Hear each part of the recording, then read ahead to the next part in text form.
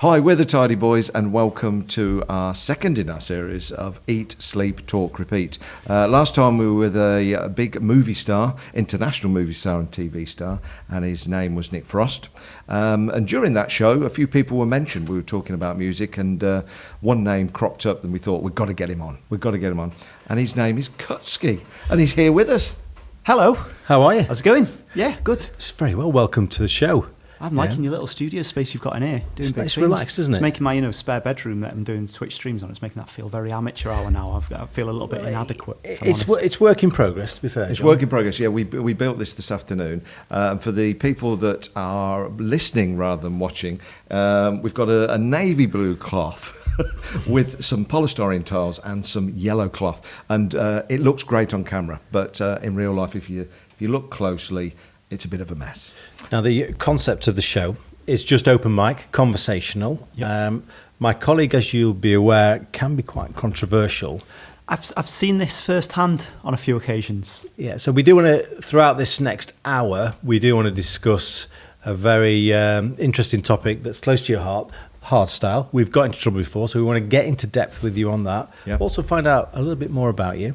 I'd like to take you back to those early days and the journey Cutski has taken. And we've got a lot of questions for you as well from the fan base. So we want to know about you. I mean, we're not going to do it as a Q&A because I'm sure you've got some questions for us. I'm sure, haven't you? You must have. I've got a few. You've got a few.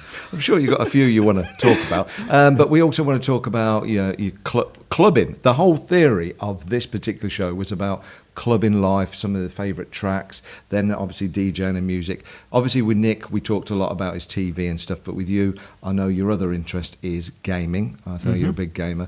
And also there's a couple of other interest specialists that we'll talk about a bit later.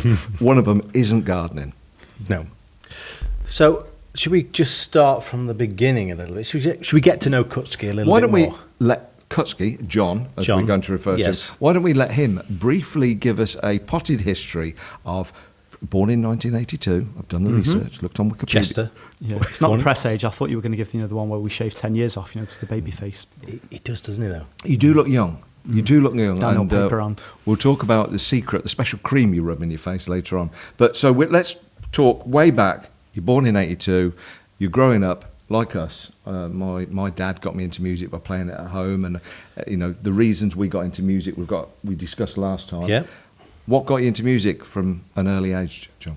Yeah, I mean, it's like my dad was never really into music. My mum was, and I remember just from a proper young age, I was obsessed with a record player. When you're kind of young, and things are you have irrational fears. And I remember the record player. I was fascinated by it. But at the same time, as the way, when you got the automatic ones where the arm would be going on its own and be loading and doing all weird stuff, and I'd kind of have nightmares about it. I still remember it was turning on its own and doing strange things, but this weird fascination with it at the same time. And then that's youngest real memory of music. And then as I got older, when you kind of get into hitting about 10 or something, you're into your music with your friends. It's I've got an older sister that was into a lot of rave music. Things like Alternate, Prodigy, SL2, all the really early 92 rave stuff. And, I kind of got into it from there.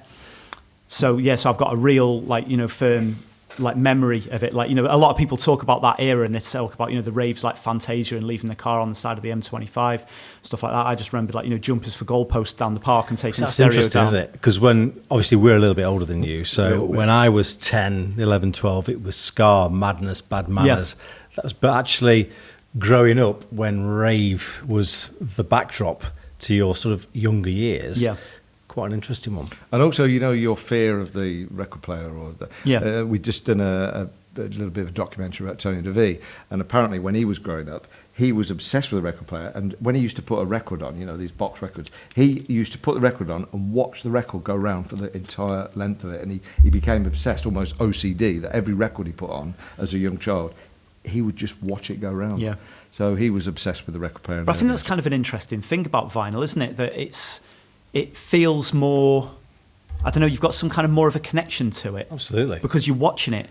I know a CD spins and you can kind of see it, but there's some voodoo going on with a CD player that nobody can see. You can't see the ones and zeros. You can't see the laser. Yeah. But when you see a tiny little pin on the end of it, you've just pulled the fluff on and you're watching it spin round and round, and you know that it's the grooves are making the sound that you're hearing. There's something about it, even when, even if you don't understand how a record player works, there's something that much more fascinating about. It's like I always think that I don't know. It's like I use like DVS at home, for DJing and just playing. It's not because of anything that it's like, I think vinyl's better. I don't want to use vinyl in a club ever again. It's terrible. Yeah. It's been completely superseded with digital stuff. But if I'm just doing it at home for my own interest and my own pleasure, I don't know if it's because what I learnt with, or maybe there's some kind of nostalgia attached to it, but it's just so much more fun. I found myself, it's like, obviously you got into a lot of turntablism and prided myself on being quite a technical DJ. And then as things moved on, production was more important than DJ skills. And then, things became digital. And then, I'd have a setup at home with CD players and MP3 players.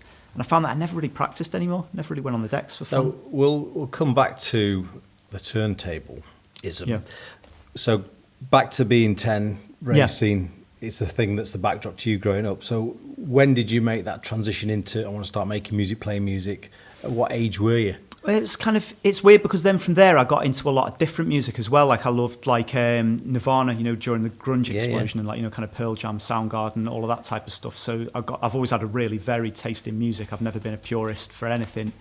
And then it would have been quite a few years later. I still always kept a hand in it, but when Prodigy went from Experience, one of the best albums ever, Jilted Generation, an amazing album, and then this a lot of people see as sacrilege, Fat of the Land. Yeah, it was moving away from what I liked about the early rave stuff. The kind of sampled, loopy. It was turning into more like proper music, then rather than like rave music. At that point. And then it's like, so I kind of got into all different stuff. You've got different influences. You listen to different things, and then I think it was around 1996. One of my friends came around, he goes, I've got, so through that thing, like when I said I was into bands, I was into stuff like, Chemical Brothers and Orbital and stuff like that, around 1995, that type of thing, but not so much like the more underground stuff. And then one of my friends brought around the first Bonkers album, and I just remember, like, as soon as I heard it, I was like, oh shit, this is exactly, when you imagine how old would I have been at the time? I would have been like 14. And it's like, it's everything that I wanted in music that I didn't know that existed. But what was it you like about, obviously it was hardcore, and that was probably the 95 era was, hardcore's been popular, not popular, come back a few times. What was it that you liked about it? Well, surely was it the energy and speed? Yeah, it was just like, the only way that I can describe it is like, when you're a kid and if you're just eating candy floss, and it's just everything that you want, just the fast pianos, the fast vocals, the energy of it. Yeah. Like I said, it was because I'd never really heard hardcore before that, because my trip from rave kind of went from, Prodigy Alternate, SL2 to Orbital, Chemical Brothers, Left Field. So not that same direction, whereas obviously it had splintered off in different ways where it had gone drum and bass. And then, the happy hardcore route of like, things like I always say, the SMD records that Slipmatt did. Yeah. Were like, I say they're the first happy hardcore thing, because that evolved from the rave scene, the tempo went higher and it stuck on the happier vibe, but that era I kind of missed because I wasn't buying records pre-internet at that age, didn't really know anything. No, because I'm a little bit older than you. We were making albums called Hit the Decks in 1991 and Megabass. These were the first sort of mash-up house mixes. So they were TV advertised. They sold about 300,000 copies. So, Show off. Yeah, I just wanted to get that in there. Just drop some numbers in, man. Didn't you see that? But my point was, back in which you just probably missed out of, and where hardcore got to was, you do as a DJ in 1989, 90, 91, you'd have a set, and then at the end of your set, you'd try and make people sweat and go mad. And so these tracks, the fast tracks that became hardcore and what we know and love, they started off not as novelty. Yeah, they were novelty tracks. They were produced with the intent. It's like Tony DeVee said to me that when he did Are You Ready, it was produced purely as a track that he could play at the end of his set to say, fuck off, I'm out of here, bang, leave you sweating. Yeah. And it was produced. And from that one track came a genre of music, like Vicious Circle stuff that was Hoover driven. So the same thing applies to hardcore. When in 91, 92, when we did this album, the last three tracks went up to that crazy tempo, and they were classed as, wow, did you hear the last track in that mix? It was mad. It was about 170 BPM. So from there, people fell in love with that 170 BPM track, say, I'm going to make a track like that. And that's how the genre created, I believe, that's how it started.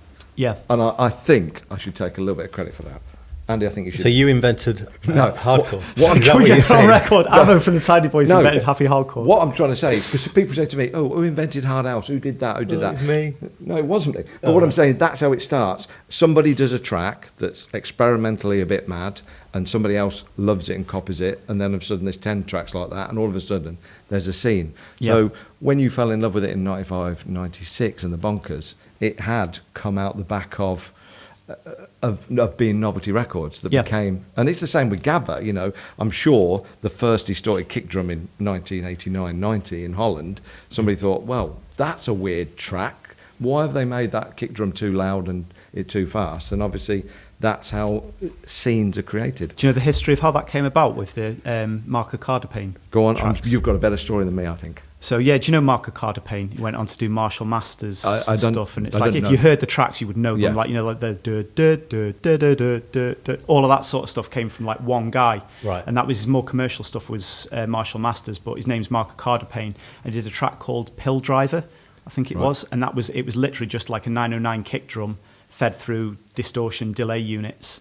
And it's kind of, you know, so it's literal all the way through. It's just dun dun dun dun dun dun dun. You know, it's just like, you know, just playing with it on the fly, live. And it was like that was the track that people for so many years went back and just sampled one kick out of it, and that was the featured kick in the track. And a lot of people still use it in, you know, different layers of the tracks and stuff. And so you're pinpointing that track as the first track of Gabba, to my knowledge. But it's even like, you know, I see like it pops up every now and again because it's not a big track that many people know. But if you're really into the music, all of a sudden you'll just hear like a fill where he's twisting it, and then you'll like recognize, oh wow, that's that off this track, and you know, there's just all the way through it. It was just like, you know, it's a sampler's paradise with it. But you know, there was I can't remember, it was some really credible female techno DJ. I forget her name now. And because I'm not huge on techno, but yeah, she was playing at a festival recently, and then it just kind of surfaced on the you know, kind of Facebook timeline as you're scrolling through, and she was playing it like pitched down, so it was like way slower. Oh, right. Like, you know, and that was like the first, like, you know, we don't really refer to it as like, you know, Gabba. It's more like that was like the first hardcore track. Yeah. That, you know, kind of. But what fascinates me, we'll go back in time in a minute because I want to talk about your DMC days and the first vinyl you bought. But while we're talking about Gabba, what fascinates me and upsets me a little bit, I'll be honest with you, John, is so many tracks that potentially, to the untrained ear, sound the same from Europe. So let's just say we've got a good idea. It's a distorted kick drum. We think the fast tempo works. Let's make 5,000 tracks like that. Does you being in the scene, so I'm coming in from the door, I'm listening, play me 10 tracks. Am I going to think, I can't quite work out where the difference is because they are all using the same kick drum? Or are you going to say or is he being naive about that? Or I think you're being right. You have a point from an outside perspective looking in, and the easiest way that I could explain, you know, there's like subtle differences. You know, when you're really into something, you can appreciate subtle differences. Yeah. But at the same time, you know, your kick drum is your momentum that's carrying you through the track. So you could say that, you know, if it's the same in every track, that all tracks sound the same. But you know the Alpha Juno synth, and you know the preset. Yeah, the Hoover. Yeah, the Hoover. That's my point. Yeah, it's like, you know, you know, you could say that hard house tracks were all just using that one preset over and over again. But then I would counterclaim that and say I don't think you can think of more than 32 that have got Hoover in it that are relevant. Whereas I think I can, I from what I've been listening to it for a long time, because don't forget, I had Gabba tracks in my hand and in 91 thinking, what's going on? I actually liked them in the early days because, again, they were like fresh and novel. But now in 2018, when I hear them, I think, is that the same kick drum? Yes, it is. Go on, John, get it. What it is I know challenge him. I know there's subtleties, and if you look at house, they're all using a expansion of the 909. Everybody's house music was built on the 808 and the 909. But like Baby Doc, he told me that when he created his sound, he used 8 different 909s to create a unique kick drum for Baby Doc, right? Yeah. Now, if I was producing Gabba, I'd say, don't waste your time on them 8 kick drums. Use the one they've all been using for ages. It works. But the thing is it's the evolution of the kick drum. It's like I said, that originally when it started off with the Marco Cardapane track and people were kind of sampling that, and then people would distort 909, and that was an easy way to kind of get it. But then it's like, if you've seen the process of, like, you know, when they're making hardcore kicks now, and it's kind of like the attention to detail of like, you know, using different synth patches, distortions, guitar things, bouncing them to audio, editing them. And there's a subtle thing. So it's like, I know when as soon as I started trying to produce it, and people are just like, oh, it's, you know, you just distort a 909, and that's like a hardstyle kick or a gabba kick. And it's like, you try doing it, and then the difference between you playing a track that's got the energy in a club and hasn't got the energy in a club. Even though they might sound the same, there's like this sonic level of detail. I think this is the point, you see. So you know hard house, hard trance, and as an A&R man, someone who's choosing tracks for our labels, you can just pick out the subtle differences of a good hard house track. The pioneer, the connoisseur of hardstyle hardcore, you will see the differences. Yeah. Whereas we won't. Yeah. It's like I understand it, but then I understand that like all dance music sounds the same to, you know, somebody that likes country and Western music. Of course it does. It's just all, you know, everything. They'll hear EDM, they'll hear hard house from 15 years ago or today, and it's all just sounds the same. And they're like, it's got the same structure. You know, imagine for a band, like a drummer, you know, that's, you know, trying to play in a funky groove, and they're going, well, that stuff, it's all just dun, dun, dun, dun. It's all just 4/4. Yeah, I think what it is because I listen to other genres of music as well, trance and hard house and hardcore drum and bass. All I've listened, obviously, being 53, there it's on record, being 53, I've had a wide variety of music. I think the thing with Gabba, stroke hardstyle, but not so much because it's got I think the thing with Gabba that always got me wound up was no matter how you try to put them little nuances in, it's still a big distorted kick drum. You just have to listen. I could play you some stuff now. It's like I was just listening to a new track. Can't get past it, John. I was just listening to a track by Mad Dog, like a big guy from Italy, and his productions are like, you know, among the best. And it's like, and I was like listening to it, and it's just the way that, and it was almost like it was another. You could tell it was that on that more of it than having big melodies and a big breakdown. It was more like a progressive, like the kick drum was changing throughout the track, and it just kept the energy up with the subtle differences. And the other thing is it's like I was in the studio years ago with a guy called the Technoist, Mike, and he's does like, you know, kind of breakcore stuff, and that's like, you know, real extreme fringe music, distorted, you know, like Amon drums, rapid fire, loads of tiny little fills, and it sounds like so messy and crazy, and it's like, you know, that's gone to the point, you know, same with all music, that you get the super mainstream stuff that's easy to digest, and then on that you've got the extreme where it's like you take one step to the underground, and then another step further and another step further, and it's almost like fetishism of music, where it, you know, it gets really kind of crazy. But then it's like, to me, I was like, I loved it because I was just fascinated by this music, but I kind of thought it was just like randomly mashed up break beats, you know, in using glitch or something. I was listening to your latest podcast, and you had a guest mix on, was it Destructive Tendencies? Yeah. That's fast, 200 beats a minute. I mean, where are we on the spectrum there? Are we at this sort of... So I mean, that's like the upper limit with it. I mean, it's just like what I was saying about the Technoist guys, like when, you know, it's so noisy music and it's so fast that you tend to think there's no sense in it. Yeah. But then it's like when I was in the studio with the Technoist, he was going, it's like a real, like, not like a dangerous game, but he goes, it's really important that you're playing with such fast tempos and such, you know, kind of extreme frequencies of distortion. He'd go through all his little sounds that he was making, and then he'd like, you know, like kind of like spike up a frequency and move through the frequency scale of a sound and find something that really hurt you, you know, when you kind of go like, and it catches that one frequency. It's like, cool, that's one frequency, duck it out. And then go through and do everything on that track, subtractive EQing, to take out the frequencies that make it fatiguing on the ear, so that you can listen to it through a substantial amount of time without it becoming tiring on the ear, as if you just listen to straight distorted sounds. Has he got OCD?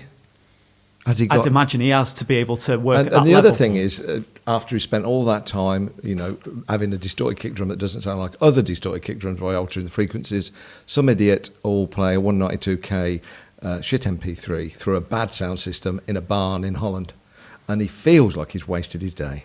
But he doesn't, because that track could have been played at Climax on the best sound system you've heard in the world to like 30,000 people with the most amazing production. But I think when you get 30,000 people with an amazing production, when you're at the back, it still does sound shit. But I'm going to talk about festivals, because I'm the type of person that doesn't like tents, grass, mud, rain, or music put together in the same sentence. Just help me, because I'm not as wise as you, Well, or no. opinionated, to be fair. No. Hardcore, hardstyle, Gabba. Yep. Talk to me about the audience. UK hardstyle, because the stuff I was listening to on your podcast is the Destructive Tendencies guys. Yeah. Would you play that in the UK, or is that very much a Dutch? Or it's got a following. I mean, it's definitely like that's like we always refer to, gabba as gabba. It's not really gabba. I don't know the history of this. You'd have to ask a Dutch person. But a gabba was the person that went to the event, like a raver. Uh-huh. The style of music's hardcore. Their hardcore was different than ours. So it's kind of when we refer, it's, in different countries, people labeled music differently. Yeah. So it's like we say, you might hear somebody in Australia saying UK hard house. Yeah. And, UK hard house has become a pretty universal term. But we call hardcore, when you say hardcore, you think of Hixie, Darren Styles. Yes. Yeah. In Holland, they think of Paul Elstak and Neophyte, who we say gabba. But then it's like, then we say, well, it's hardcore. It's like, well, what you do isn't hardcore. That's happy hardcore. Right. And then, but people in the UK scene didn't like the term happy hardcore, so they started defining it as UK hardcore. And then you end up with this, but in America, they still call it happy hardcore. Well, they're referring to the genre, not the country that it came from. And you end up with this whole mess of genres. Yeah. So hardstyle, where does that fit in this hardcore? So this is quite an interesting debate, because I always think of hard dance being a good term to refer to everything. Yes. Like, so it's all under one umbrella. You've got house music. Yeah. You've got trance. You've got techno. You've got hard dance. Covers everything. Blanket term. But everybody's got the different definition. Like, I remember it's like I love him to bits, like a really good friend, DJ Isaac, like legend in the Dutch scene. Yeah. And he was like, I think that, hard dance is a great term to use to encapsulate as everything. But not hardstyle, that's something separate. And the way that he sees it is, and, if you look at the roots of where hardstyle was, it did kind of like come from like an evolution of, I've heard so many different stories from people over there. I've heard like people saying that it comes from like a harder end of techno. Yeah. Because if you listen to early hardstyle records, there's no craziness, and it's like it wasn't even reverse bass. It was more like just this sub bass, and it was quite minimal music. If you listen to stuff like like the early Techno Boy tracks, and they're really these cool, groovy 7-minute progressive, kind of like building tracks. But this is an education. But it's right. Going back to what you said when you speak to somebody from Holland, what they think of UK hard dance and stuff like that. They've all got their opinions of different territories. It's like if you go to Holland, they think Tom Harding's big. Well, that's the thing, is because I never really... I always thought Tom Harding was Dutch. No, because that was the thing, is because it's like... Cause I only ever heard people in Holland in Hard House talk about Tom Harding. But when I was just getting into the scene, like, as we were talking about my path through music, it was around the late 90s. It's like, I think the UK hardcore scene started to get a little bit stale. And I was trying to find something to kind of... I didn't know where... I was like, what's next? Around like 1998, and I can still like pinpoint the moment. I was listening to a lot of garage at the time as well, because a lot of garage got super. I don't know if you remember stuff like Basslick and Oxide and Neutrino around that time, and it was going like a lot like the more underground rave scene in 1992. So I was thinking, well, maybe this is like an avenue that I want to explore with music. And then I heard Billy Daniel Bunter at Helter Skelter Energy 98 playing a set of techno, or what I thought was techno at the time, which was actually hard house, and he started with Tony DeVee, Are You Already? Played the remix of Ed Real, Easy on the Cut, played Cortina, Music is Moving, and all these tracks. And that to me, I was just like, this is like, I'm always like, like I said, I'm not a music purist. I don't like being defined as one style, because I'm always evolving and finding new things that excite me and incorporating it into what I do and stuff. And that was just the moment that I was like, wow, like what are these records? Like, where are they coming from and stuff? And that's why, and then from then it's like, kind of Billy Bunter was like, super... because he was bridging the gap between the two scenes, what him and John Doe were doing back then. But it's funny you should say about hard dance and hard house, because the people say, where did it come from? And we have this debate on a live chat. Basically, hard house, the term hard house, we used first as we had Tidy Trax, and we went to Meedham, which is the exhibition in France, and we had to come up with a term that summed up our music, Tidy Trax, and we hadn't branded it. You'd had hard bag, something weird. Yeah, I've heard that term. I've never really got where they were going with that. Like, so we just said, what are we doing? And we just said, well, we're doing house that's harder. So we just put as a strapline for the UK's finest hard house. And then we were at Music Factory at the time, and we sort of, I think they went down the routes of sort of adopting that name for commercial release. So we were the only people that could use that term on commercial albums. Nucleus at the time wanted to use hard house, and they were the first people, as far as I'm aware, commercially to use the term hard dance, because they couldn't use hard house because Tidy were using it. So Nucleus used their, and that's where hard dance come. Now, when you mentioned about hard dance, the funny thing is we, about 3 years ago, tried to do what you suggested, which is hard dance is a good term for all things hard. Hard funk, hard trance, hardcore, hard house, hard style. Why don't we call it, we were listening to the Americans when they went all EDM, why don't we call it HDM, which is hard dance music, which was an abbreviation like they did with electronic dance music. Yeah. But nobody liked it. They said it was shit. Nobody caught on to HDM. I think the problem with that is whenever you try and, like, even though it was a general term, whenever you try and introduce another genre now, people have got like genre fatigue. And then the other thing is that was around the time that EDM was a super evil word. Yes. And it's almost like you're trying to turn our scene is kind of a counterculture to the mainstream. And then all of a sudden you're trying to jump on the mainstream term and fit in with that group of people. Yeah, it was too contrived, it was too forced. But I'll be honest with you, John, I'm going to lay my cards on the table. EDM, for me, is a shit term, and it always has been. And I say why, because of what it says, electronic dance music. And I grew up through the 60s, 70s, 80s, not knowing any other dance music that really wasn't or had some electronic involvement. Yeah, but you understand where the term came from, though. Isn't all dance music? Let's go back to when we call dance music, even disco and Giorgio Moroder, and back to the Moog synthesizer in the late 70s and Kraftwerk, isn't all music? It's a flippant term to say, oh, it's electronic. Yeah, but then that's completely missing the point of where it came from, because it's an American term, and when you think the Americans didn't have any of that, really. They invented house, for God's sake. Yeah, but they Chicago were... house. If you look at what was disco. Popular at a commercial level, it was R&B, hip-hop, and country and western. And they were both rock. music that people go out and dance to in the clubs. And then all of a sudden it was like the mainstream European dance music, like things like Tomorrowland had started to blow up, because it's like, I've been playing in America since like probably about 2000, and it was always there, but it was underground raves. You never had the EDC level huge thing. So when it went to the mainstream, and then all of a sudden it's getting mainstream daytime radio play, they were like, it's electronic dance music, EDM. So to us, it's a very obvious, redundant term, but for them it was the best, because they just saw hardstyle and Deadmau5 as the same music. It's all electronic dance music. Hip-hop's electronic dance music. Well, they're using drum machines, for God's sake. It's covering some ground here, isn't I'm going to do a hip-hop track, and I'm not going to plug a drum machine in. We're going to do it acoustically. As in sampled breaks. Yeah, so it doesn't work. So hip-hop, electronic. Electro in the mainstream, electronic. Shit. All of a sudden, Billie Jean, Michael Jackson, did he use a drum machine? Yes, he did. Shit, that was electronic. Did he get to number one? Thriller, let's look at shit. Most of Thriller was actually performed with electronic devices. We've got it wrong, Well, if you're listening John. to any music through a Thriller's the radio, biggest it's album in the- electronic music, because it's coming through electric. Exactly, and that's my point. You're not happy about It's a EDM, bad are you? Yeah. term. Anyway, I don't want to. Let's go back to you being no pubic hair, and you're getting into vinyl, and all of a sudden you want to mix it and eventually get into DMC Mix Championship. So what's your first vinyl you bought? What's the first two records you're mixing together? So, like, I originally wanted to become a DJ, because it's like I'd had keyboards when I was younger, like a Casio keyboard or something, and I couldn't play the piano for shit. I hadn't got a clue. Nobody could teach me. Never had any lessons. Just didn't know what to do with it other than press demo and make the motorbike noise over the top, like most people do. And then it's like, then all I saw this thing was like DJing, and it's like I was obsessed with finding the music. And then I'd listen to like Hixie tapes. I didn't understand what was going on. I thought it was just some big thing that he'd made, like a 30-minute thing that he'd made on one side of the tape. Then I'd start to hear them tracks in other ones, and then it's like, then I understood that it was a DJ that was playing the records and fading one into the other. So I'm like, right, okay, DJ, this is what I want to do. Not like making music or playing music. I want to be a DJ.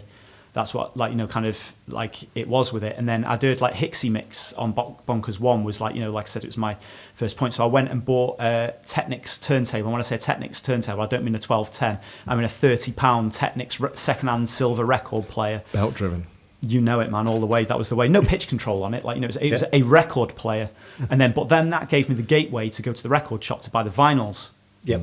And then I was buying the vinyls, and I was like thinking, but then what do you do? And at the time, my dad had like a little PC speaker that went underneath the monitor, and you had two inputs on it, input A and input B, and there was a knob that you could twist between the two, and it faded.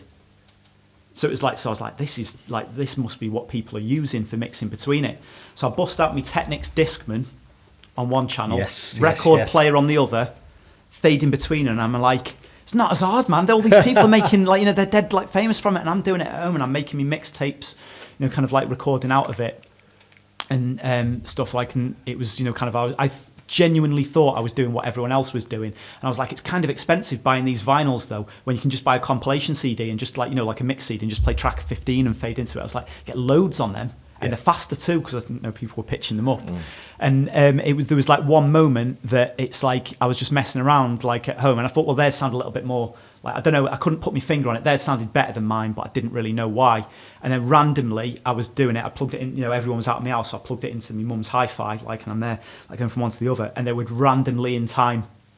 And I was like, oh, it was that light bulb moment, and I was like, I need a record player with a pitch control. And then I can change the speed of the record to match it into the CD. I was like, that's it. So then I had to save up my pocket money to buy one belt drive turntable that had a pitch control. And it's like, that took me God knows how long of my paper round money.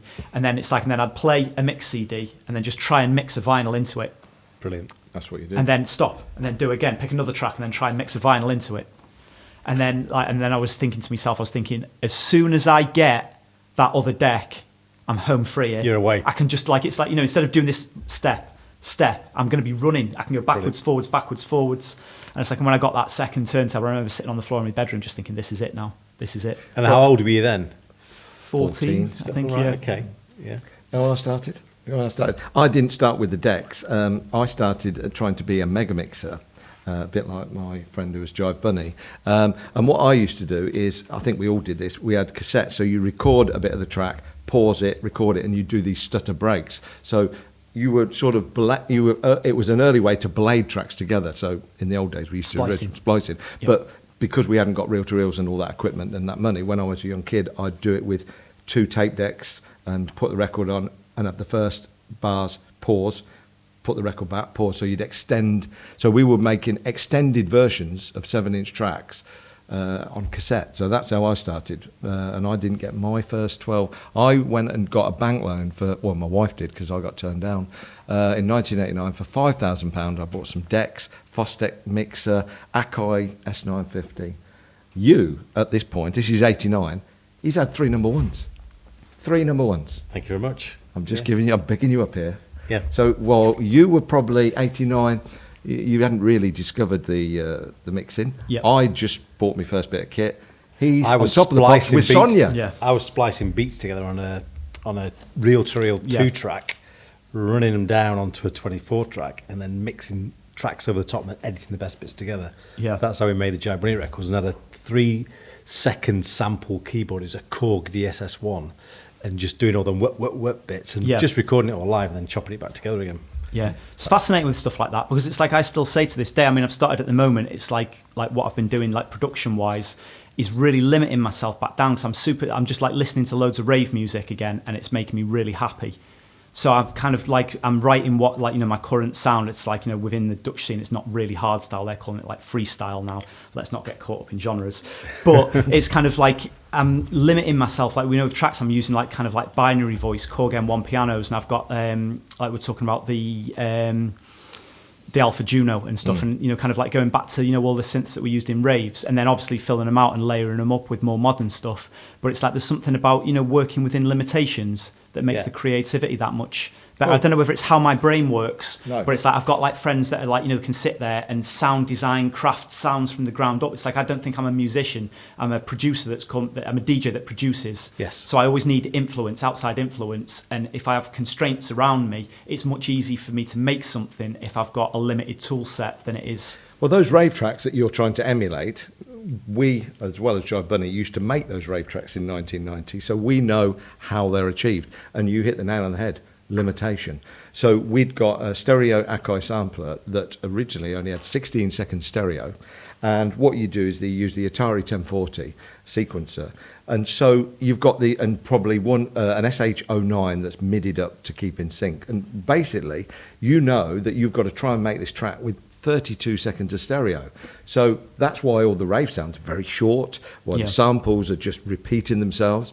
It's because we didn't have the technology. And when you finished a track, you had about 37 floppy disks to save it on.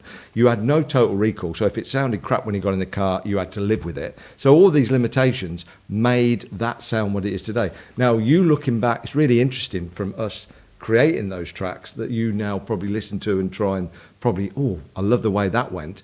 I guarantee you most of the time it went that way because it had to go that way, or it was a mistake. Yeah, happy accident with stuff. I mean, it's like I've gone through a stage of just kind of like, really trying to research back how people did stuff and why they did stuff. And it was like, like the classic Prodigy stabs, like, like Everybody in the Place. And it's like, and I randomly found a thing that showed, how you make that sound. And it was like a really cheap, just basically get any cheap synth guitar, like electric guitar, fuzzy distorted electric guitar, and it showed there was like a certain chord that you play, and then you add the note from the bottom at the top, and then so you play like this really big chord, play it in, and then chop off the beginning so you get the hard attack on it, and then that's it. And then as soon as you hear it, you're like, wow. Yeah.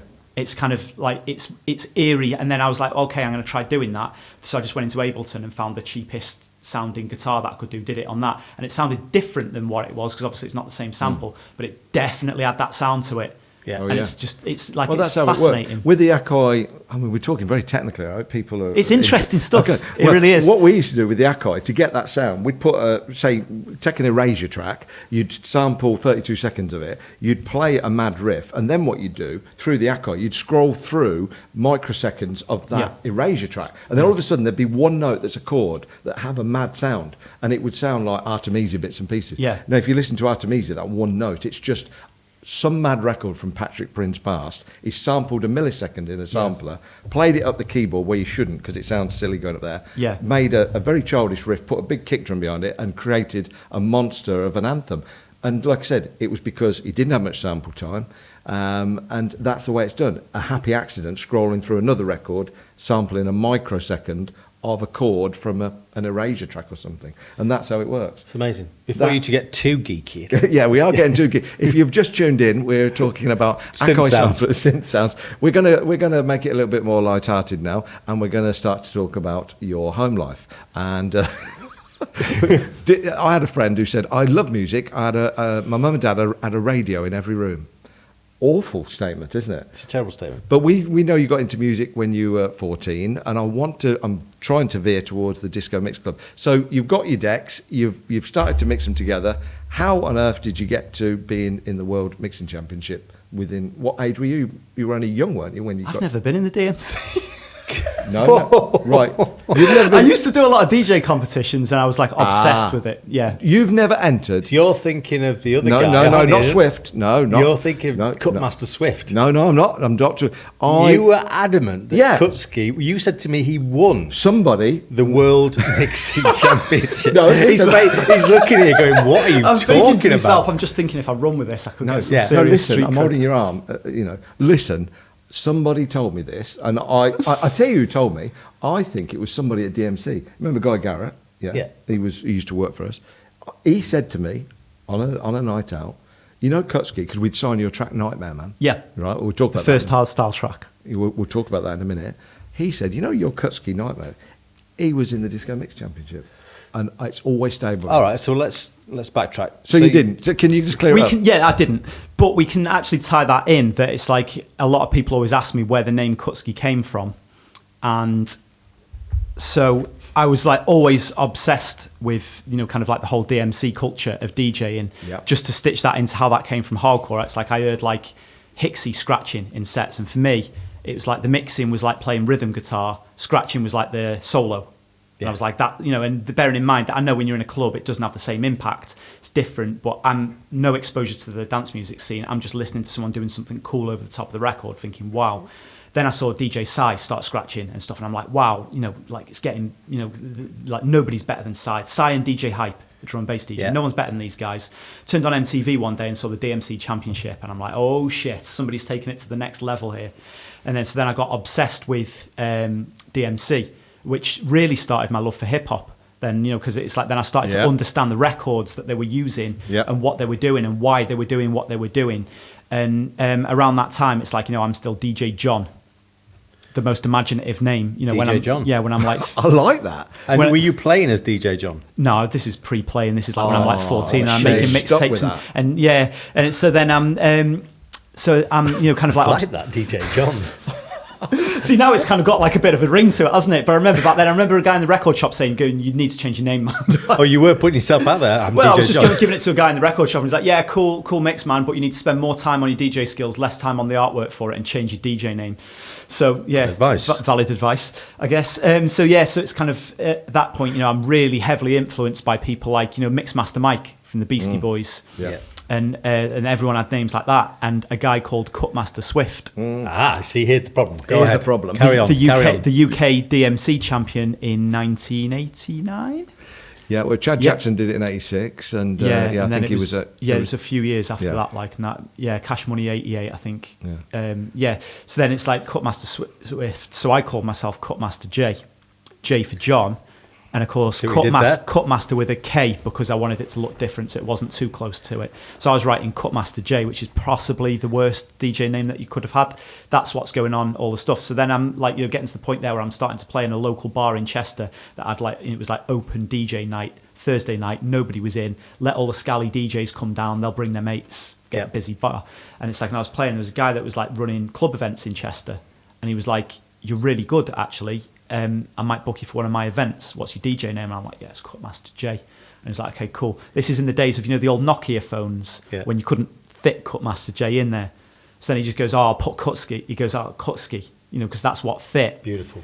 Then I played his bar club thing, whatever. Played in there, and it was the first time my name had ever been on a flyer. And he put Kutski because that was what was saved in his phone. And I'm thinking, this could be the only time that I ever get to play outside of my bedroom, so I'm going to have to adapt it. I'm going to have to move on the fly. So from then on, I'm Kutski. I love that story. And James Deacon, I'm looking at some of the questions that we're going to go through on social media. James Deacon was, why is he called Cutski? So you've answered that. I actually, Nick Frost on the last show, I texted him to say and said, we've got Kutski on the show. Have you got a question for him? And he came back with a terrible question. And I'm going to read it to you because I don't think it's funny. He's a funny man, isn't he? But I think this was a poor question. And you've probably heard it a million times before. Have you ever cut a ski? No, I wouldn't even know where to begin. Terrible question, isn't it? It is, Nick. And I apologise for that. Have you ever cut a ski? But I think it's... I feel like I should make a story about it now, like elaborate a little bit. I think but you I've got nothing. I think you should, see, we DJ are- John. See, with regards to DJ names, our DJ name came about in a similar way because we were the untidy DJs. We were not the tidy boys. When we started playing, it was Madders at Sunday Central that christened us the tidy boys. He would say the tidy boys are here, and that stuck rather than the untidy DJs. Yeah, and looking back, untidy DJs. Again, I think not Tidy a good Boys is name. a better name. But do you think with things like that, though, it's almost like, like when fighters have nicknames and it's like the cardinal sin that you can't give yourself a name? This is true. Yeah, I mean, I used to be called Donkey at school. I think that could have worked. Yeah, DJ Donkey. DJ Donkey. But that was only in later life when, in the showers. BK, who usually is funny and intelligent, he's got a shit question. We know he can cut, but can he ski? Now, that's terrible. Can you imagine me skiing? I don't know if it's like it comes across well, but it's like I'm kind of that uncoordinated, gangly, not quite safe on his feet type person. If I ski, I'm definitely going to get a broken arm. I'm imagining you're a skateboarder, though, with the hip-hop, no? No. Any sport at all? No. I mean, it's like I played basketball and football with my friends and stuff, but not at like a competitive level. Who do you or anything. support? The mighty Leeds United. Oh. Same. There we Good go. man. And he's top from- of the table. He's got a Liverpoolian accent. Why Leeds United if you live over that way? Dad's side of the family's from Leeds. Good so man. I'd have been punished as a small child if I didn't follow See, suit. Wow. Yeah, I forgot you're a Leeds fan. Yeah. That's cheered you up, isn't it? Oh, pick me up. We'll be talking more offline. Are about you going up this season? And that's Absolutely. Yeah. Is it this season? Big I think game on so. Friday. Big game on Friday. Where are you in the Sheffield, league? Sheffield Wednesday away. We're You're at top? of the table, Amadeus. Top of the We'd table. be able to have a little bit more of a confident conversation if this was last week. But Yeah. And can I just say, again, because I'm old, when I was in 1973, I was a Leeds United fan and I got all the kit and I supported them right up until 76 when Liverpool became successful and I supported them. I always supported the team that was top of the league. But you do as a child, didn't you? I'd so- have been beaten. So, the name Kutski, we lovely got story. Yep. First Lovely gig. story, DJ John. How did it go from there? From there, it was a case of just sending out all I was doing is I was going to the record shop every week, and I was picking up the flyers. I was calling the numbers on the back of the flyers and going, "Can I send you a demo tape?" sending demo tapes, and then like this was around like kind of like 98 to 99, and that was around then that the whole DJ culture was exploding. So there's a lot more opportunities then at that point. And this is when it's like, with hardcore, I've been sending them to, calling up the back of Helter Skelter. Not obviously now we know what we know about the industry. They don't go, wow, this kid's really good at mixing. Let's book him for Helter Skelter. It's not how the scene works, unfortunately. But around that time, I was really getting into hard house. And hard house was kind of like exploding around that time as well, wasn't it? Yeah. And there was a lot more kind of like opportunities that I was finding with that. And there was a lot of DJ competitions that were starting because more people were aspiring DJs. And I won 2 competitions. One was the Elevate competition in North Wales. I don't know if you remember the club Elevate at Bangor University. Yeah.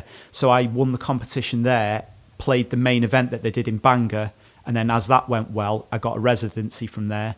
And then from there, I was like the resident at Elevate. So I was picking up bookings along the North Welsh coast, and at the same time I won the 4 Clubbers DJ competition. The 4 Clubbers, I do remember, yeah. And then that led to me winning a set at Base on a Wednesday night, which then turned into a monthly residency as well, which then led to me getting a lot of bookings in the kind of like Leeds, Wakefield area, Sheffield and stuff like that. So that was really where I kind of like, started actually DJing when I was like, playing out a lot. Would have been in the early 2000s, like, along the, which was, I think that was what taught me how to adapt as a DJ, because I was always like, I didn't want the obvious stuff because I'd heard it so many times. I wanted to hear the B-side, the interesting side of the record that you'd heard 1,000 times. Yes. But then it's kind of like when you were playing in North Wales, it was way underground there. It's like, kind of, it was the likes of Marky G and M-Zone were doing the circuit, that kind of like more underground sound, like European hard trance, where you could get away with playing the darker B-side and people would be, more hypnotic. And then you come to Leeds and you had to play more the bigger hits, the A-side, the party, the hands up, because it was a much more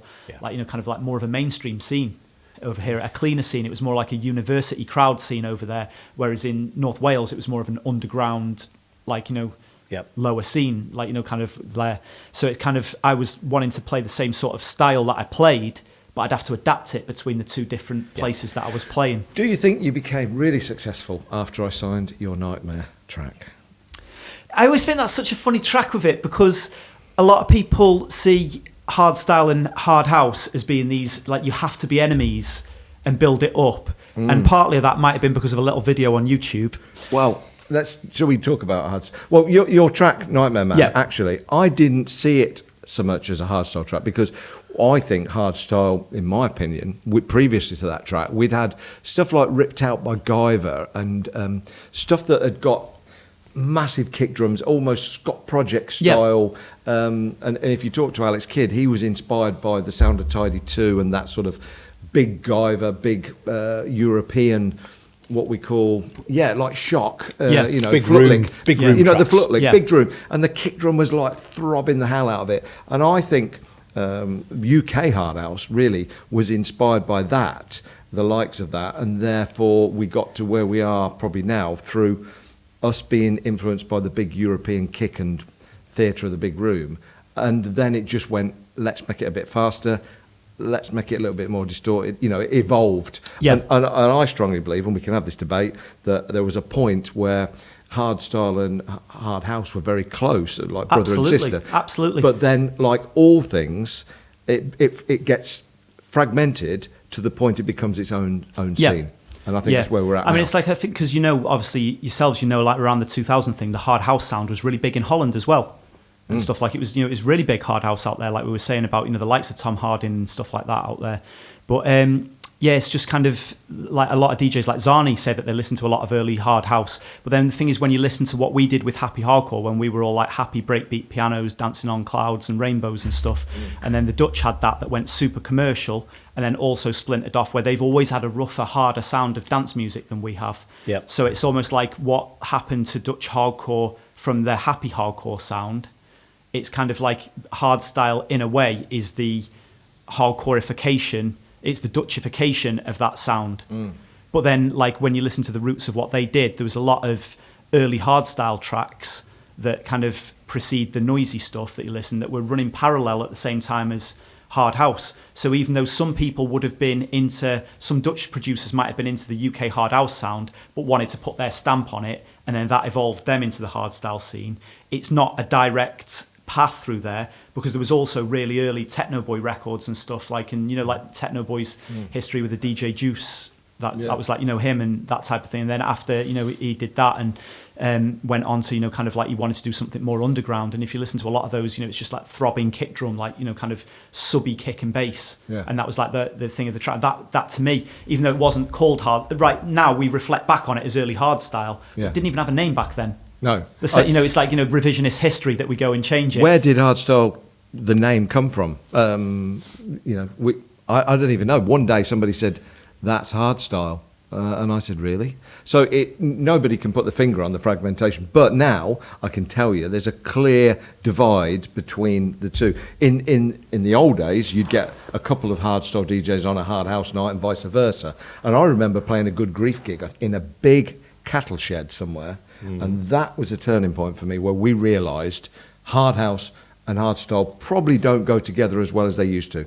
Alex Kidd was playing a lot of the good grief element. It was in a big barn. Barry hadn't done his job properly. He'd just put a curtain between the hardcore arena and the hardstyle. Was this in North Wales? Probably. Anglesey. It smelt of shit. There was cows in the field.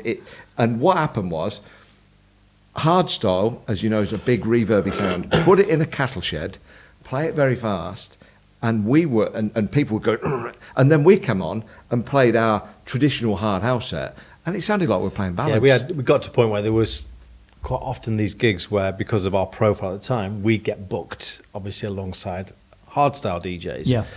But if you've got hardstyle DJ, then hard house DJ, then hardstyle, we were sandwiched in the middle, and the energy from hardstyle to hard house, it just didn't really translate, did it? Because we're close. We are closer. Because hard house started at 132, 134, 136. Listen to a Tony DeVee set. He's starting at 130. He might end at 150, but most of it is in the 130s, not 140s, not 150s. So we are probably traditional hard houses.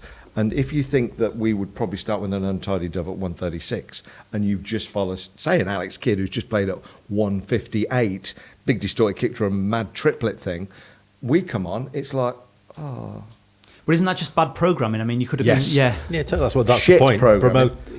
Promoters were programming the night badly. And we were getting sandwiched. And this is where we, in our little stupid video clip, we were saying, we're turning up in Wales at sort of playing at 12 o'clock, and the DJ before us at 11 and 10, you go in there and it's going like mad at 160, and we want to open with a Guyver track at 138, and so we shouldn't, because we were headlining and the other DJs weren't.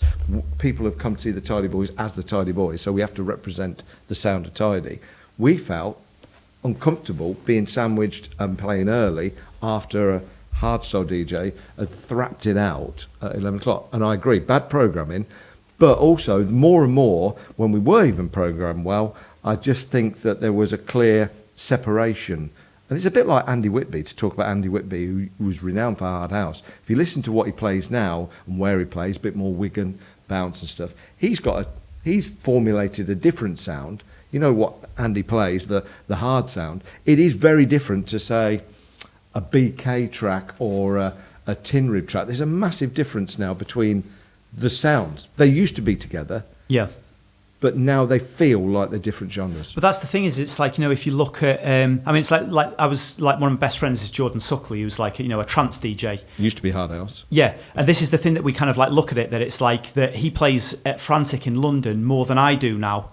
Even though I'm traditionally the hard DJ and Frantic's traditionally a hard night and Jordan's a trance DJ. But if you listen to the music at Frantic and you listen to what I play and what Jordan plays, that's way more suited to it, because I've evolved in one way, I've taken one path, Jordan's taken his path and stuff. And and things like, when you look at, like we were saying before, that happy hardcore and drum and bass used to go hand in hand. They were always together. In the 95, 96, you'd have a rave and it'd always be drum and bass in one room, hardcore in the other. And it's like, and you never really get that anymore. And then it went through a stage of hard house and hardcore being together, because they really worked together. As the musics and the sound, as hard house got faster and more intense, it fitted more with hardcore. And then as drum and bass went in its direction, and music's just weave and they go through the paths and things cross and things fragment and stuff. And I think that's kind of like, it's almost like a beauty of music. I don't think we should really see it as a negative focus. Well, no, it's not a negative. I think what it is, and I'll be honest with you, DJ John, I think and that's going to stick. I think. Do you know what my opinion is? We're the Tidy Boys. Please tell us. We're the Tidy Boys, and okay, we've been around a long time, and I think when we say our opinion, is there any music you don't like that you want to say on air now? Go on. Honestly, Say it. You don't like it. Say it. maybe country and western or something like that. Any but- dance music you don't like.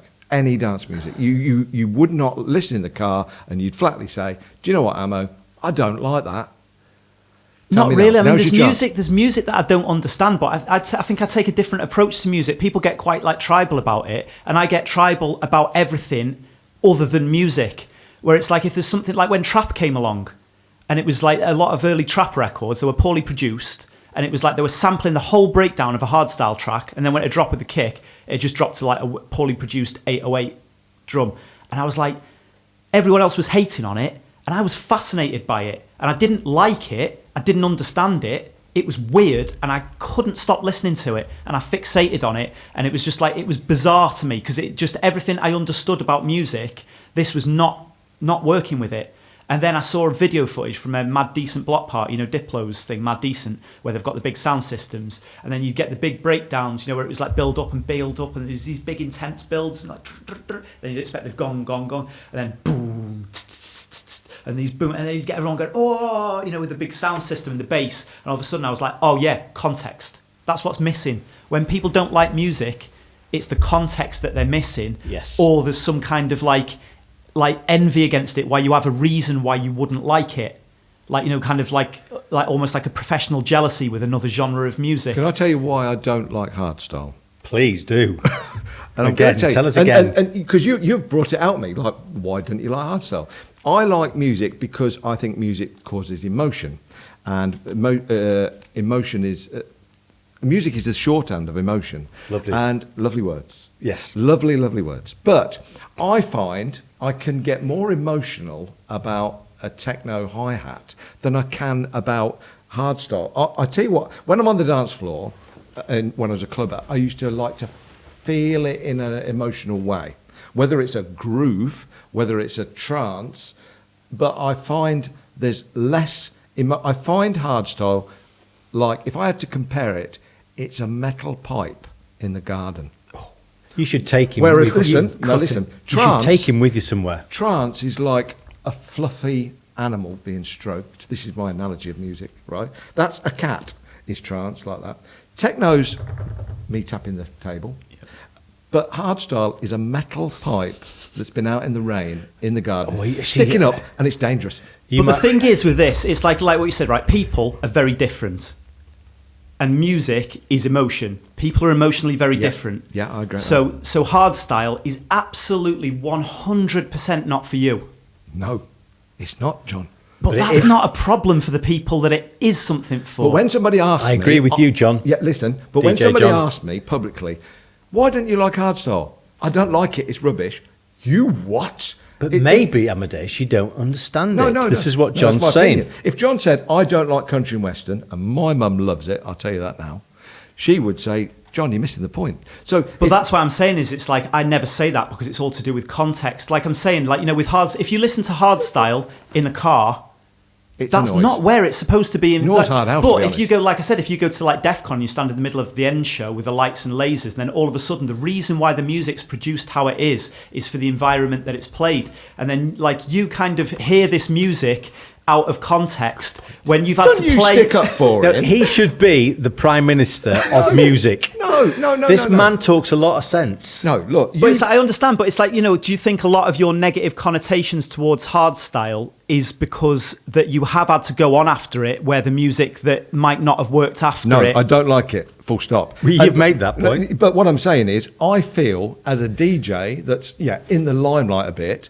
I feel it's wrong, and other DJ says they're shit scared of saying their opinion of other music. So if you came on and says, "Do you know what, I don't like techno," I'm sure you use DJ John, but it could be another. We could be interviewing somebody else. I get the feeling that other DJs in the industry are scared to say they don't like a certain music, and they've got every right to say, "I love it, I hate it, it's average." Yeah.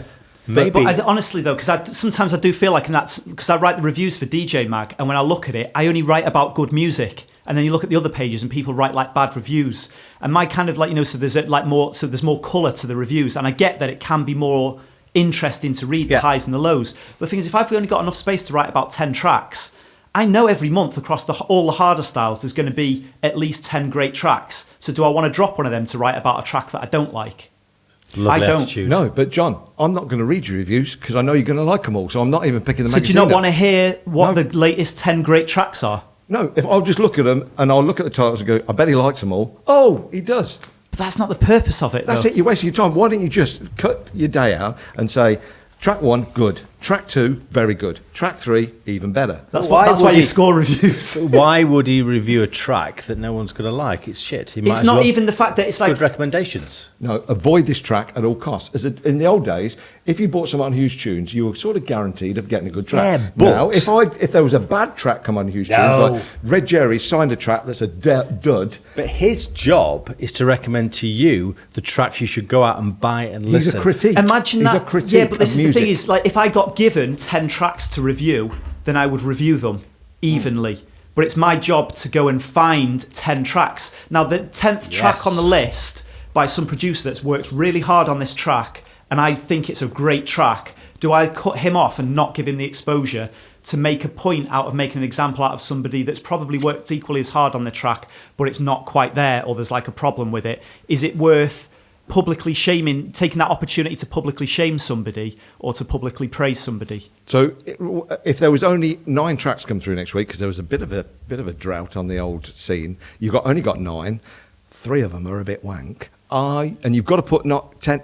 There's guys on the phone. We want 10, John. We want 10. Yeah. Are you going to say, well, I'm going to put them 3 wank ones in and say they're not very good, they're underproduced and could do better, or are you just going to? That's exactly what I would do. So you're getting too many tracks sent to you. That's what I'm saying. Well, dance music is like infinitely disposable now, and that's what I'm saying is. And yeah, that's why we've lost so- a lot of passion for it because, and we're going to go on to this, somebody said to me the other day, why is there no anthems anymore?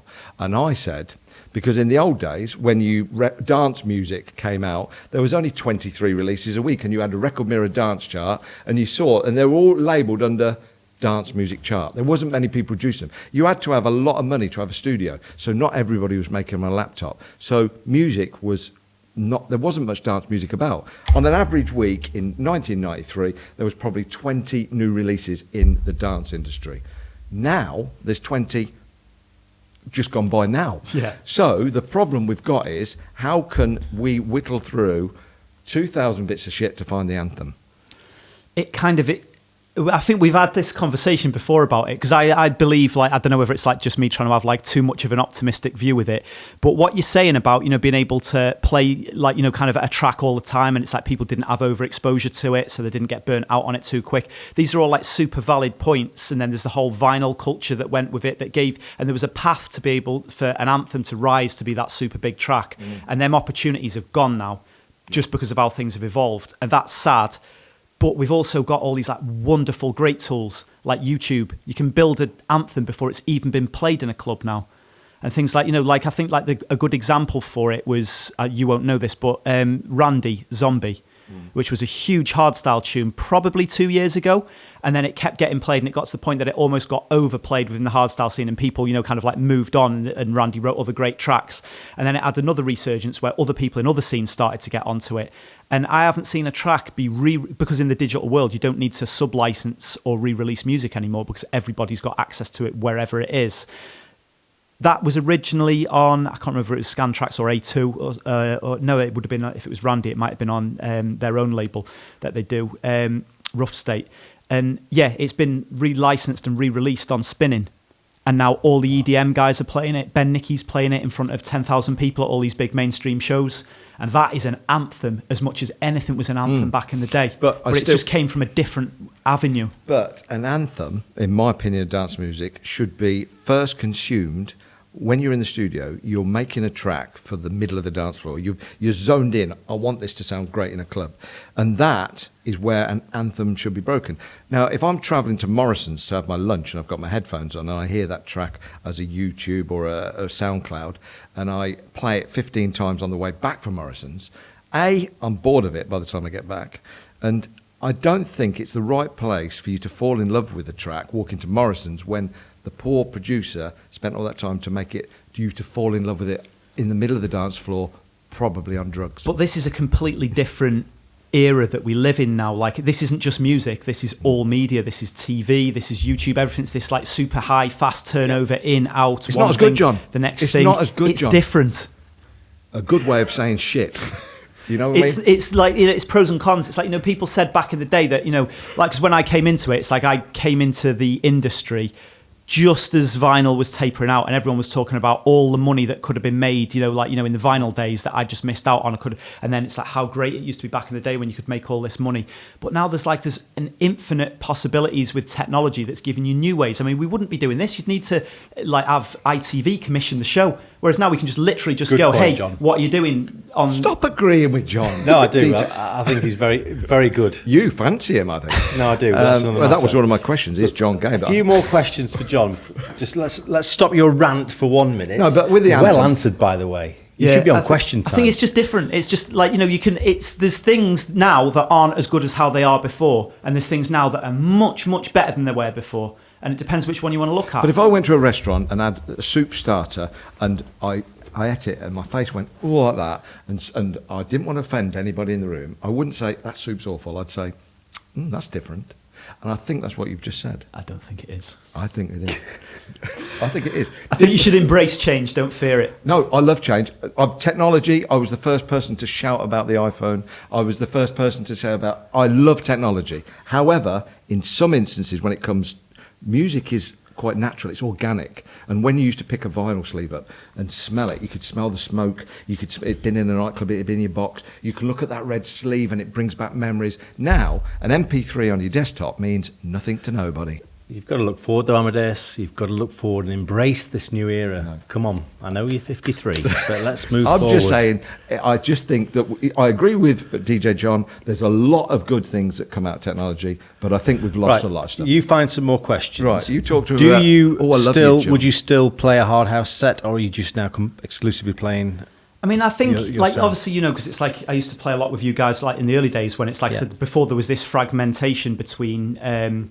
Like hardstyle and hard house. I used to play a lot, and I like to think still that I'm still kind of like the one of the hardstyle guys that's still kind of accepted within, like, not as being a thing. But, you know, when I used to play, like, you know, at clubs in Leeds, it's like I was like I was playing Tidy records and along with like Uberdruck records. Yeah, and stuff, and it's like, so I was never that hard house purist. You were, and that's why I enjoyed your sets at the Weekenders, because you brought such a different dynamic. You would drop some hip hop in a breakdown. You would play some hardstyle. You would play some classic hard house, which is great. Yeah, and I think, you know, it's like with like hard house now, when you listen to the influences of what's coming in with, you know, other types of like, you know, like tough house music, and I don't know if you listen to the bass house thing in America and stuff. And it's very, you know, it's taken that, like, you know, influence from that, and it's like reincarnations of it. And then you look at what, like, you know, Sam and Ben are doing with the tough London stuff, and it's obviously you know, it's a different form of it, but it's just kind of like the music like evolves with it. And then like the whole, like, there's donks in everything again now. All of a sudden out of nowhere, like mainstream tracks are getting donks in them. Well, Tough London, I work with Sam every day, and between me and you, he just says it's hard house slowed down. Yeah. And I agree with him. What have you got for DJ John? I'll avoid the sexuality one because I don't think it's fair, but just to clarify, me and Andy are both straight. John, now's your chance to say. He's got a girlfriend who's Polish. He's got a girlfriend, but so Simon Cowell. They've got high pants too. I've got a good question for you. I'm just trying to find it, and it was something to do with Q dance. But best gig you ever played? It's hard to say. I mean, most prestigious. I've been lucky enough to play some really cool ones, like, you know, like EDC in Las Vegas. That was like, you know, amazing one to play. But I still say, like, you know, best gigs. I couldn't pinpoint one of them, but my favourite club ever was, you know, the Arches in Glasgow. Oh God, yeah. Makes me really sad that place has gone. That was a good gig, though.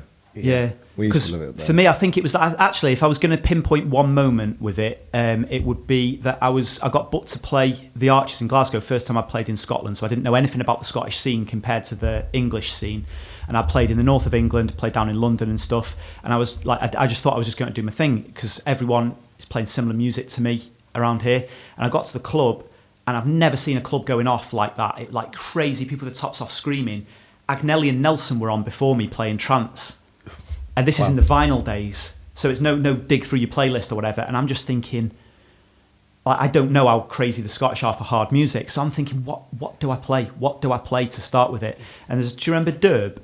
Yep. Like on Trax. Yep. And it's like Derb Attack, and it's got like it's a real trancey, mellowy break, kind of for about 2 minutes at the beginning, very progressive and building. It's played that, everyone's kind of chanting and going along, and it's like, and all of a sudden it kind of breaks, and it's got like an early hardstyle riff, and then it just comes in with a stomping like dun dun dun dun dun dun dun dun on the drop, and the whole place went off. And that was just at that moment when I was just like, this is not like anything that I've experienced before. And I was so nervous that it was going to clear it and it wasn't going to work after, but it took it to the next level, because obviously they were super into hard music there. And it's, you can play the biggest crowds, and say I played to 50,000 people the other night, and and then get the Instagram selfie with all the people, and it looks great and stuff like that. But I don't think anything's going to beat that, like that underground. Yes. You were looking at your drink and it kept rippling because sweat was dripping from the roof and landing in it. Happy days. I miss it. I really do miss it. I've got some quick fire questions from the audience, because I've only just looked at the time. We need 2 shows with. I was just thinking we could talk all night. Yeah, so we're going to have some quick fire. We need to talk about Radio 1. Yeah, I've got a question here. Only 2 questions about Radio 1. One is, you used to do the hardest track of in the history of man. Yeah. Which was your favourite hardest track of all time? Was there one particular one? Moby 1000, just because it was so definitive and so early. Right. Number one said, why, that was from, I did say his name, Steve Kenyon. Somebody said here, why did the Radio 1 thing stop? Was it you or was it Radio 1? Combination of both, really. I mean, by the end of it, I'd set up the Keeping the Rave Alive show, because I wanted to be able to like brand it and and run with it. Whereas with the BBC thing, they kind of owned it, but at the same time, it's like they were. You see the pattern with people like Fabio and Groove Rider got moved closer and closer to the door before they got the axe. So it's like as soon as I started to see that pattern happening, it was like, okay, time to set up on my own. And the other thing is, I genuinely think that it's like digital media is like kind of, you don't need to have a whole production house behind you anymore. So it's kind of a mutual. Radio's dead. That's what you tried to say. Natalie Walker, reverse bass or raw style? Is there such a thing as raw style? Yeah, it just goes to show how I touch you. That's like the biggest thing in Europe at the moment. But yeah. I thought for me, you said earlier on that you hate pigeonholing different categories. Yeah. Oh, right, just to clarify. Yeah, reverse bass I'm going to go with. So do you like reverse bass? Yep. You see, not raw style? No. What's raw style? It's well, a really it's a new thing that just came up last week. Hard style. Yeah, you see, we're retired. We're old. Basically, you know how you describe hard style? That it wasn't like that when you were listening to it. Now it is. Right. So raw style is more of a noise than hard style. Some raw style. It's a huge metal pole in your garden now. It's like it's like a rusty climbing frame at this. Chris Trips Jared said, Cutski, what's your favourite video game of all time? Difficult one. You probably got a couple. Let's go quick. Golden Axe. Golden Axe. Just go on. You've got one. Are you playing Fortnite? No. See, my son, who's 15, on there with his mates. Don't understand. I'm too old now. Just runs around the field dressed as a rabbit, killing stuff. Don't understand it. What's it called? Fortnite. Fortnite, yeah. I don't know. Can Kutski do a dedicated show to the history of UK hard house like he did the UK hard dance specials years ago? It'd be an interesting thing to do. That was. I think you guys would be more qualified to do it than me, though. We've got an idea on that, and so there is so much quality hard house when you dig right back. We've played a few vinyl sets recently, and when you go back into the box and you find all that real good quality early Dutch and UK hard house, you're almost reborn with it again. Yeah. So there's a show idea we've got, which is back in the box kind of idea. And that's why you said you'd never play vinyl again. I think the advantage of playing vinyl again is rediscovering the B-side, rediscovering the EP and that third track that was a bit weird. And when we have to play a vinyl set, we get more excited because it is not scrolling through a USB in alphabetical order. It's all of a sudden, do you remember that? And there is a lot more magic from. We're not as clever as you. I was going to say, but do you remember the needle skipping and the carrying the record boxes? That's when it used to be talented rather than having a laptop and watching a timeline. However, mentioning no names. That is about your ability to use the technology to create. Some do, but I've seen some people press. I've seen a DJ, very big DJ. I'm not going to mention his name. I know he plays trance. I've seen another engineer who set up the lights in his decks, set up his playlist. Big name, not going to mention him, and. His manager pressed that, and for 90 minutes this person watched the timeline of the tracks that he'd like to play in the right order and did that. Wrong or right? You see, wrong, but as somebody that prided themselves on being a technical DJ, I still think 99% of what makes you a good DJ is track selection. And obviously, so track selection goes out the window when you're playing a pre-mixed thing. So if it's not working, what you do? You're in trouble. Exactly. Yeah. But if you can, even if you're not mixing tracks, if you just like somehow get in the transition so it's not jarring for people on the dance floor, if you find a way to just, like, say you've made edits, Absolutely. so they start and end where you can just start and stop one track, but you're playing the right tracks and taking them on the right journey. I think the track selection is more important than any of the technical aspects of it, So or I the agree with medium. So what you're saying is anybody who puts together a good Spotify playlist can be a DJ. That's exactly what I'm saying, Right. to be fair. So anybody can be a DJ, which is good and bad, because obviously you get the talent. But then the thing is it's reading the dance floor and playing the right tracks at the right time and that's what we do. discovering But music. that's Whether what we you're a do. mobile DJ or a club DJ, it's the right track at the right Yeah. time with the right audience, Yeah. creating the night, building the night. The fact that you're beat mixing, I don't think... It's like What are you a part- saying? yeah. It's out the window. It's not out the window, but I think... Well, all tracks in most genres of music now, they're all written at the same BPM. All you have to do is be able to count to 4 and press the button. So at that point, when everyone gets their knickers in a twist about sync, and it's kind of like, do you use a spell check? Yeah. I don't, but that's a different story. But I always think when you got the vinyl on, that what somebody says, why do you love DJing? And it used to be the danger of it skipping. The, wow, I've never played these two tracks together. They're in key. Those sort of feelings and the magic of dropping the right track at the right time. Whereas if somebody's rehearsed it 100, mentioning no names, 150 times, and they know exactly what they're playing at that time, it's never going to out of sync. Where is the enjoyment for the DJ? Where is the danger? Where's his £2,050 plus VAT fee coming from? That he sat in his green dressing gown a week doing a playlist that went down well. I don't really agree. He has no answer to that. No, it's like, because it's like mixing records. It's not that hard to do. So it's like, so what's more important, to be able It to is for play us. records, and then the thing is, where's the enjoyment for the DJ? Well, the DJ should be enjoying what they do regardless, but it's like they're not being paid to enjoy themselves. They're being paid to make other people enjoy themselves. And if they can do that, it doesn't really matter how they can do it. I think a DJ has to enjoy himself because the front row get off, unless you're pretending to enjoy yourself, of course. I think the front row and the crowd get off knowing that that DJ is enjoying what he's playing and enjoying the moment. I see too many DJs that travel the world, play week in, week out, 5 gigs a week, and they're on autopilot, and therefore they don't look like they're enjoying it, and they're being overpaid. But I always think it's like, what's it called? When you take an argument and you move it to the extreme with it, is Paris Hilton, like everybody unanimously, Paris Hilton is a DJ, everyone hates it. But then if you fundamentally boil down what a DJ's there to do, could Paris Hilton be one of the best DJs in the world? And nobody wants to kind of like have this conversation, but it's like, as a promoter, kind of we've both run events. When you're booking DJs, you're not only booking them because they're mixing skills, you're booking them because they do good numbers. You're booking people that are going to, put bums on seats. And then the DJ that's there should be able to entertain the crowd. And then no matter how much that DJ gets paid, if you're the promoter, you want to earn more money.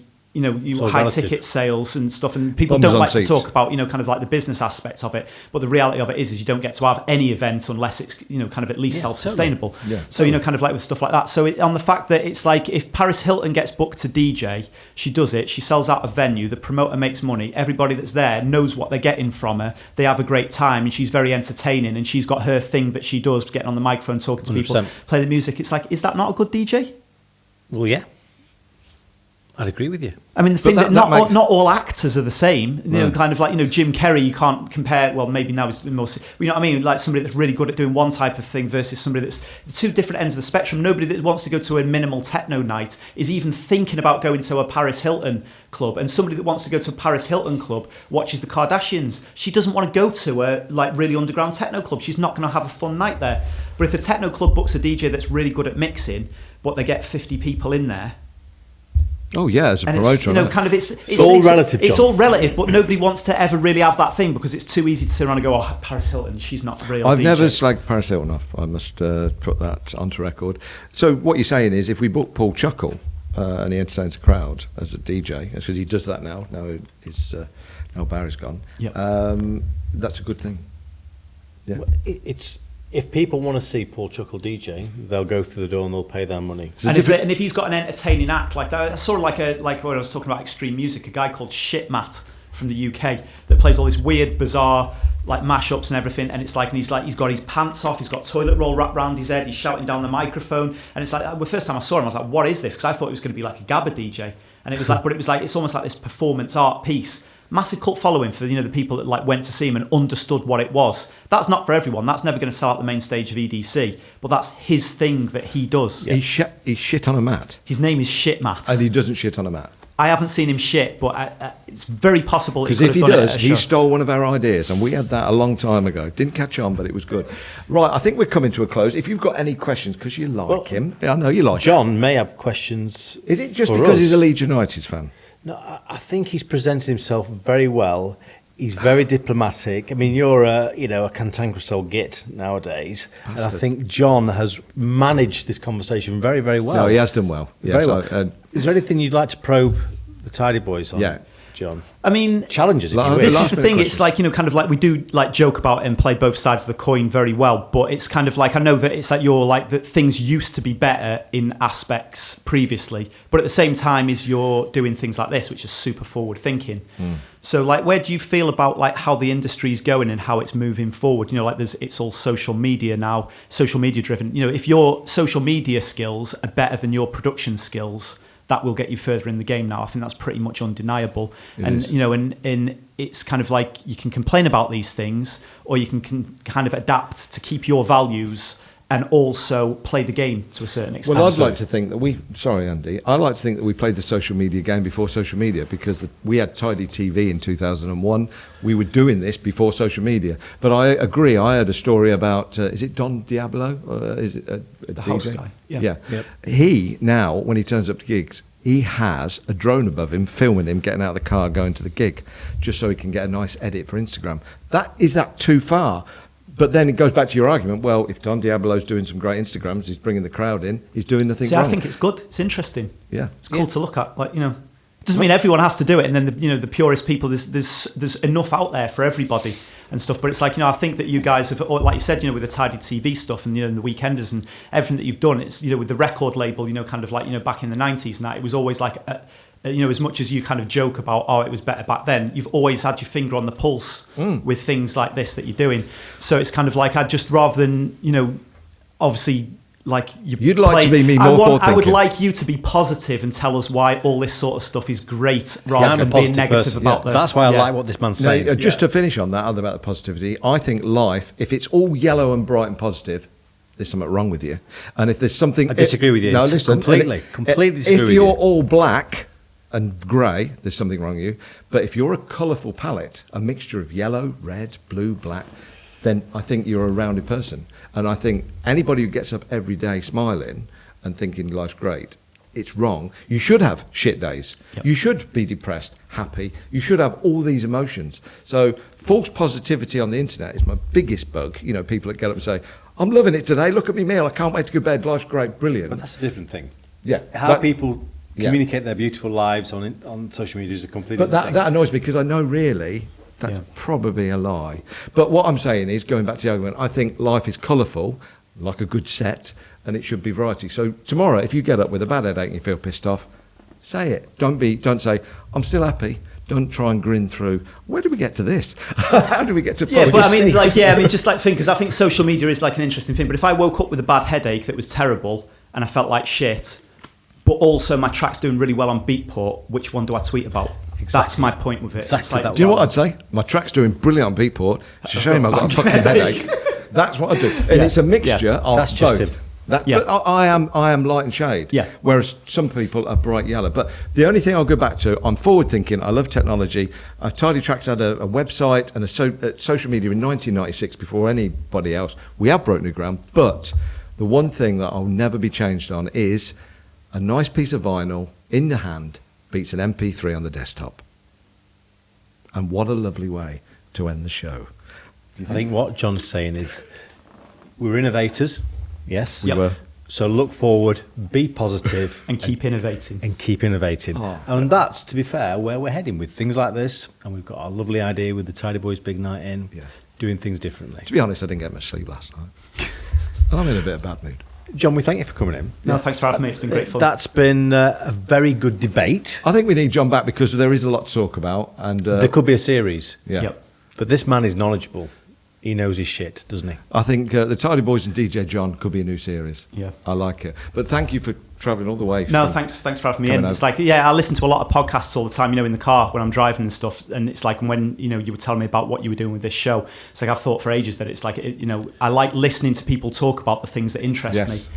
And it's there's interesting. There's plenty of music shows Yeah. to listen to. You've got great music. Yeah. There's loads of music. So we thought there was a gap in the market to just thrash through talking about music. Yeah. And maybe you should, as I've done, listen to Keep the Rave Alive, the latest version, Yeah. and just get your head around some of this I hard will. style. Next time we meet, I'll be going, yes, I love raw things. Raw style. Raw style. Raw Love it. style. No more rusty pipes in the garden. No, that's brilliant. Rusty Pipe could be a new sound, a new scene. Right. Well, who's going to be our next guest? We don't know. Thank you for joining us, John. It could be a film star. It could be a big international DJ. It could be your brother. Could be. But we'll be back next time for more Eat, Sleep, Talk, Repeat. What's that? Subscribe. Oh, I've just been told by the bloke behind the camera, if you don't subscribe, you're going to get your leg chopped off. Yes, please subscribe to the podcast. Thank All you. the best. Please do. Thanks. Bye-bye.